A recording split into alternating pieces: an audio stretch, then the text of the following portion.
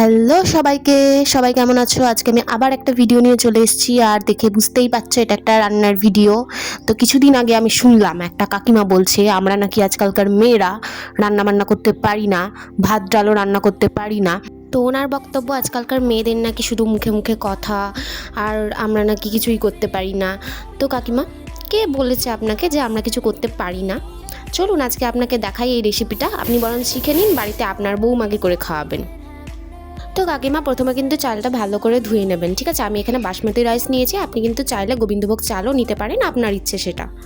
আর তারপরে কিন্তু আমি এখানে একটা থালা নিয়ে নিয়েছি, যে থালাটা একটু বড় হবে, এখানে একটু চালটা ভালো করে ছড়িয়ে রাখা যাবে।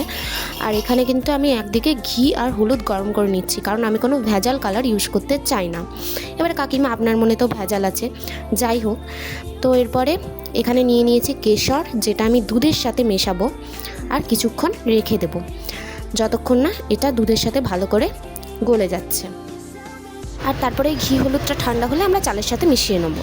তারপরে কিছুক্ষণ এটা শুকনো হতে দেবো। আর দেখেছেন কাকিমা এটা কীরকম আপনার মতোই রং বদলে নিয়েছে। ঠিক যেইভাবে আপনি অন্যের সংসারে আগুন লাগান, সেইভাবে আমি একটু গ্যাসে আগুন ধরিয়ে দিলাম, আর তারপরে এই পাত্রটা বসিয়ে দিলাম। আর তারপরে কিন্তু এটার মধ্যে আমি ঘি দিয়েছি আর বাটার দিয়েছি। তো বাটারটা তোমরা চাইলে দিতেও পারো, আবার নাও দিতে পারো, বাট বাটারটা দিলে কিন্তু অনেক বেশি টেস্টফুল হয়। আর তারপরে এখানে গোটা গরম মশলা কিছু দিয়ে দিলাম, আর এই গোটা গরম মশলাগুলো একটু ভেজে নেব। আর ভাজার পরে আমি দিয়ে দিচ্ছি ওই চাল, যেটা জল ঝরিয়ে রেখেছিলাম, আর এরমভাবে খুবই শুকনো হয়ে গেছে। তো এরমভাবেই কিন্তু তোমাদের দিতে হবে স্টেপ বাই স্টেপ। তো এরপরে এটা একটুখানি নাড়াচাড়া করে নেব গ্যাসের মধ্যে। আর তারপরে আমরা এই ড্রাই ফ্রুটসগুলো দিয়ে দেবো ওই তেলের মধ্যেই, যেখানে চালটা রান্না হচ্ছে। তো এই ড্রাই ফ্রুটসগুলো আগে ভেজে তুলে রাখলে আরও বেটার হতো, কিন্তু আমি ভুলে গেছিলাম। যাই হোক, এরপরে এখানে পরিমাণ মতো জল দিয়ে দেবো। তো জলটা কিন্তু একটু মেপে দেওয়ার চেষ্টা করবে, কারণ জলটা হচ্ছে মানে যতটা পরিমাণ চাল নেবে তার ডবল পরিমাণ জল দিতে হবে। তো সেই ওয়াইজ আমি জল দিয়ে দিলাম। তারপরে আমরা পাত্রটা ঢাকা দিয়ে দেবো। এরপরে এটা মাঝারি আঁচে হতে থাকবে।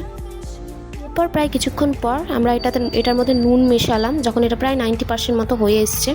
তারপরে কিন্তু এখানে এই কেশর দুধটা, যেটা আমি বানিয়ে রেখেছিলাম, ওটা এখানে মিশিয়ে দেবো। আর তারপরে দুধটা মেশানোর পরে কিন্তু আমরা এটার মধ্যে চিনি মিশিয়ে একটু ভালো করে নাড়াচাড়া করে আবার কিছুক্ষণ ঢাকা দিয়ে দেবো। তো যতক্ষণ ওখানে পোলাওটা হচ্ছে, ততক্ষণ এখানে আমরা আলুর দমের জন্য বাকি মশলাগুলো করে নেব, যেখানে ধনেপাতা, টমেটো, কিছু ড্রাই ফ্রুটস মানে ওই কাজু কিশমিশ এসব রয়েছে, আর রয়েছে এখানে কাঁচা লঙ্কা। আর তার সাথে এখানে আমি নিয়ে নিয়েছি সাদা সর্ষে, তার সাথে জিরে, আর নিয়ে নিয়েছি চারুমগজ। এরপর কিন্তু সমস্ত কিছু পেস্ট করে নিয়েছি। কি কাকিমা দেখছেন তো? দেখুন দেখুন, আর শিখে নিন তাড়াতাড়ি। এবারে আমি এখানে কিছু আলু, যেগুলো আগের থেকে সেদ্ধ করে রেখেছিলাম, ওগুলোকেই তেলের মধ্যে ভাজবো। তো তেলের মধ্যে আলুগুলোকে সুন্দর করে ভেজে নিচ্ছি। একটু হলুদ দিয়ে দিয়েছিলাম, একটু নুন দিয়ে দিয়েছিলাম, আর এখানে দিলাম গোটা গরম মশলা। গোটা গরম মশলাগুলো ভেজে নেব, বেশি না, অল্প করে দিলেই হবে। তো এটা হতে হতে এখানে আমরা বাকি করে রাখা পেস্টটা তেলের মধ্যে দিয়ে দেবো। ব্যাস, এবারে পেস্টটা দিয়ে আমরা সুন্দর করে সেটা কষিয়ে নেব। তো বেশ কিছুক্ষণ কষানোর পরে আমরা এখানে হলুদ গুঁড়ো, কাশ্মীরি লঙ্কা গুঁড়ো, জিরে গুঁড়ো, ধনে গুঁড়ো সমস্ত কিছু দিয়ে দেবো। তারপরে এটাকে আরও ভালো করে কষিয়ে আর এই ধোয়া জলটা দিয়ে দেবো। ব্যাস, এই ধোয়া জলটা দেওয়ার পরে নুন দিয়ে দেবো আর চিনি দিয়ে দেবো। তারপরে কিছুক্ষণ কষানোর পর আলুগুলো দিয়ে দেবো, আর আলুগুলো দিয়ে ভালো করে নাড়াচাড়া করে কিছুক্ষণ ঢাকা দিয়ে রেখে দেবো। বেশ কিছুক্ষণ পর ঢাকা সরিয়ে দেখবেন টেক্সচারটা কিন্তু খুবই সুন্দর আসবে। আর তারপরে এখানে আমরা গুঁড়ো গরম মশলা আর দেবো কাস্তুরি মেথি, ব্যাস ছড়িয়ে দেবো ওপর থেকে। ব্যাস, এবারে কমপ্লিট। কাকিমা খেয়ে জানাবেন কিন্তু কেমন হয়েছে।